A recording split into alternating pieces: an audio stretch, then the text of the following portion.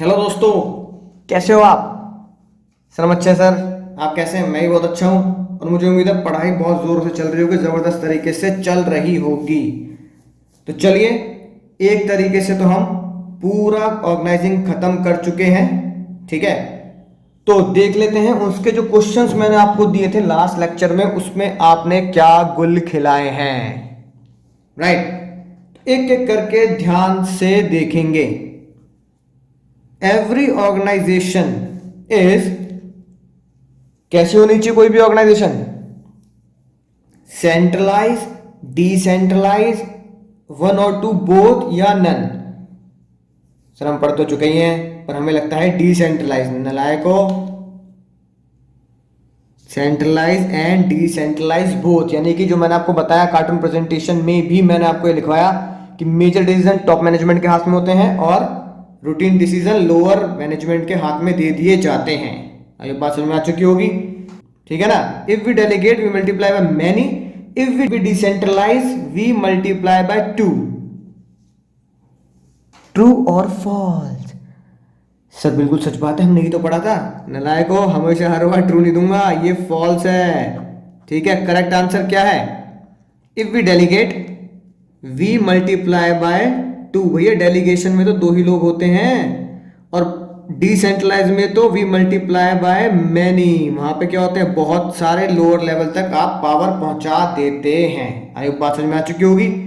Centralisation is, ध्यान से समझना, बहुत खतरनाक क्वेश्चन है। सेंट्रलाइजेशन यानी सारी पावर एक जगह इकट्ठी हो गई।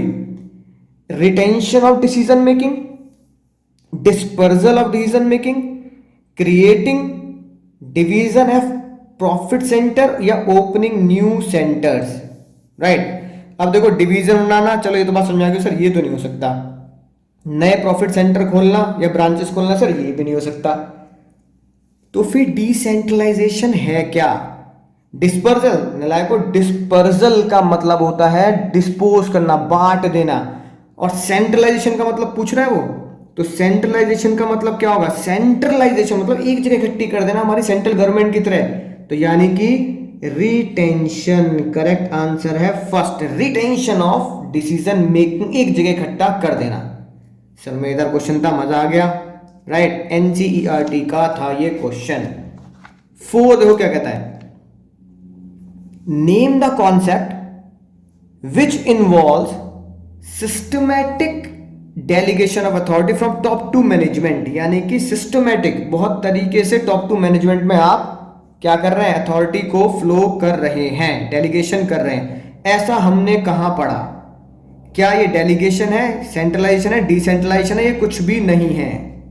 सोचो सोचो क्या होगा। सर डेलीगेशन की बात कर रहा है तो डेलीगेशन नहीं होगा। नलायक को डेलीगेशन में डेलीगेशन का क्वेश्चन डालेगा, ये है डिसेंट्रलाइजेशन। और एग्जाम में अगर डिसेंट्रलाइजेशन का क्वेश्चन आए, उसकी डेफिनेशन कुछ लिखने को आए, तो ये जरूर लिखना है, एग्जाम में जरूर लिखें, ठीक है जी। बात समझ गए सर? समझ गए, right. Decentralization is the extension of, ये मत कह देना ये नहीं आता, decentralization is the extension of. Decentralization से क्या पढ़ा था पहले? डेलीगेशन। तो भैया डिसेंट्रलाइजेशन डेलीगेशन का ही क्या है, एक्सटेंशन है। यानी कि पावर नीचे वाले को दे देना, और डिसेंट्रलाइजेशन तो पावर बहुत नीचे तक, हर लेवल तक पहुंचा देना। तो ये डिसेंट्रलाइजेशन डेलीगेशन का ही तो एक्सटेंशन क्या कहा गया। समझ गए सर? सभी को समझ गए, मजा आ गया। एज एन ऑर्गेनाइजेशन ग्रो, जैसे जैसे ऑर्गेनाइजेशन बढ़ती जाएगी, ये नेसेसरी हो चुका है to adopt the policy of decentralization. जैसे जैसे ऑर्गेनाइजेशन बढ़ती जाती है, क्या आप सारा काम कर लोगे? क्या आपके जस्ट नीचे उसी को आधे से ज्यादा काम सौंप दोगे? ऑर्गेनाइजेशन बिल्कुल नैरो है ना, नैरो तरीके से बढ़ती चली जा रही, टॉप से नीचे बहुत सारी हायरार्की बन चुकी है, 7-8 हायरार्की बन चुकी है। तो टॉप लेवल का जो होगा 7 पायदान नीचे तक डेलीगेशन तो कर नहीं सकता। तो जैसे जैसे जैसे जैसे ऑर्गेनाइजेशन ग्रो करती जाती है, आपको डिसेंट्रलाइजेशन करना पड़ेगा अपने बिजनेस को। ये बात सच है 100%, ठीक है। कौन सी ज्यादा ऑटोनॉमी देती है लोअर को और मिडिल लेवल को? नलायक को, ये तो मैंने आपको डिफरेंस में ही समझा दिया था। बताओ कौन सी ज्यादा ऑटोनॉमी देती है? बोलो बोलो, सेंट्रलाइजेशन डिसेंट्रलाइजेशन बोथ या नन?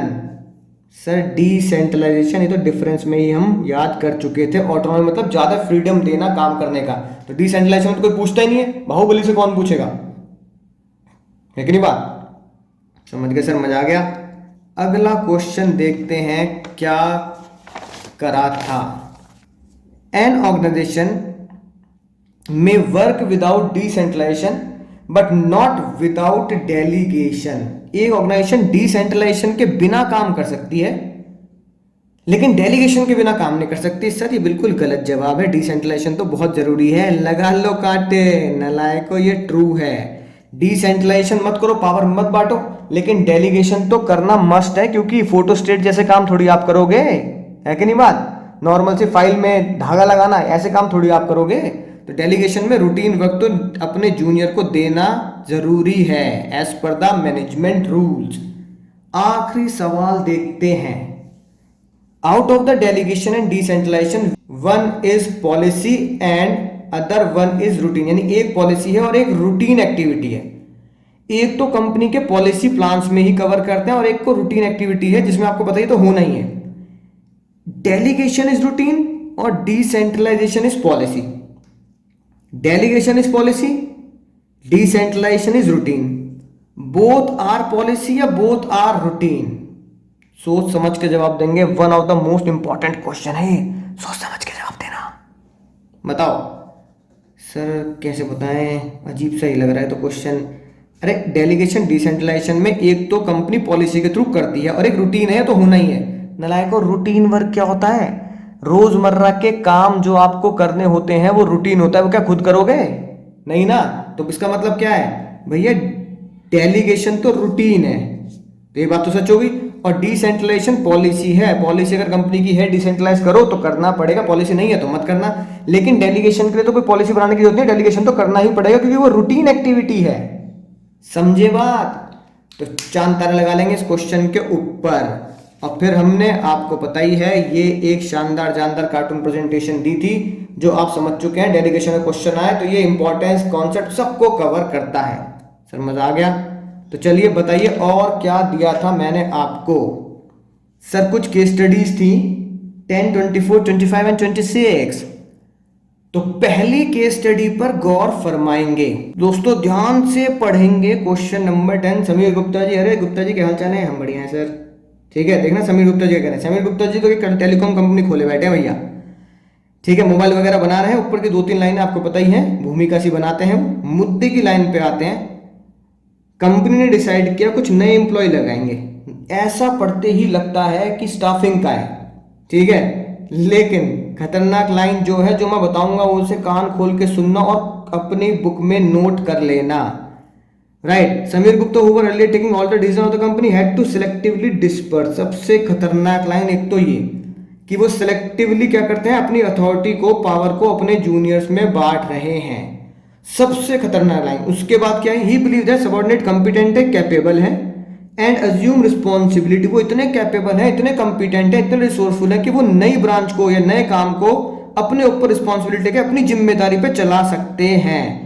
यानी कि रिस्पॉन्सिबिलिटी और effective implementation of their own decisions. तो कहीं भी अगर ये लाइन लिखी दिखे, एक तो रेड वाली और एक ब्लू वाली, आंख बंद कर कर डिसेंट्रलाइजेशन लिख देना। आइडेंटिफाई द कॉन्सेप्ट, और कोई भी 3 इंपॉर्टेंस आप जानते ही हैं, 2015 में पूछा जा चुका है। डिसेंट्रलाइजेशन, ठीक है, और 3 एडवांटेज का मतलब होगा कोई भी 3 इंपॉर्टेंस आप लिख दें। समझ में आई ना बात? Right, relief to top management, freedom to subordinate, quick decision making. कोई टेंशन वाली बात नहीं है, आप लिख सकते हैं। आपको इसका कोड भी याद है, डिसेंट्रलाइजेशन का छोटा क्वेश्चन गिफ्ट है, रट लो। ठीक है, तो 10th आपको समझ में आया है। प्रेजेंटेशन की कोई टेंशन नहीं है। प्रेजेंटेशन मैं आपको पिछले लेक्चर तक लगभग हर क्वेश्चन में बताता आ रहा हूं, वही टेबल फॉर्म में बनाना है, 3 इंपॉर्टेंस बादल में भरनी है और फिर टेबल को फिल कर देना विद कार्टून प्रेजेंटेशन। अगला बताओ सर, 24, 26, 24 आते हैं। 24 पर देखना क्या लिखा है, राकेश झुंझुनवाला। राइट सर, ये कौन है पता लगेगा जब और बड़ी क्लास में आ जाओगे। लाइब्रेरियन है पुणे में। ऊपर के फिर से 2-4 लाइनें क्या है, भूमिका बना रहे हैं। राइट, अब देखो मुद्दे की बात क्या है, 4 लाइब्रेरियन है उनके पास। He makes each of the 4 librarian in charge of 5 different subject, अलग अलग सब्जेक्ट के इंचार्ज बना दिए गए चारों को। देखो जो मैंने पिछले क्वेश्चन में ब्लू पेन से हाईलाइट कराया था, सेम ब्लू पेन से हाईलाइट कर रहा हूं। जो उनके एम्प्लॉय हैं वो कंपिटेंट है, एक्सपीरियंस है, and he decide to give them more authority, more autonomy so that they make autonomous plan. Same word आ गया ना कि बस शब्दों का हेरफेर किया है, यानी उन्हें इंचार्ज बना दिया, उनको आप अच्छे से कंपिटेंट एक्सपीरियंस मानते हो ताकि वो अपने डिसीजन खुद ले सके, ऑटोनॉमस प्लान यानी सेल्फ प्लान को वो अपना आगे बढ़ा सकें। क्या लिखना है, सेम बात। और फिर 3 एडवांटेज होता है, 3 इंपॉर्टेंस लिख दो। डिसेंट्रलाइजेशन हो गया, और कोई भी छोटा क्वेश्चन गिफ्ट है आप लिख सकते हैं। होम क्रिएशन, ध्यान से समझना, होम क्रिएशन बच्चों वाली चीज है। डिसेंट्रलाइजेशन पहचानना बच्चों वाले, जो कीवर्ड बताया ना उसे लिख लो अपने नोटबुक में। If these keywords are in exam then the concept is decentralisation.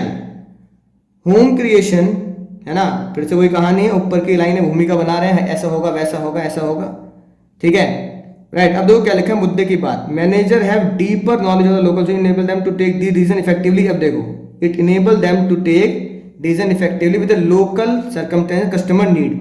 This approach help to improve customer service and the same time boost morale and increase the job satisfaction of the store managers. मैंने बात, और फिर वो innovative और initiative लगा सकते हैं। अब बताओ कौन सा कॉन्सेप्ट है।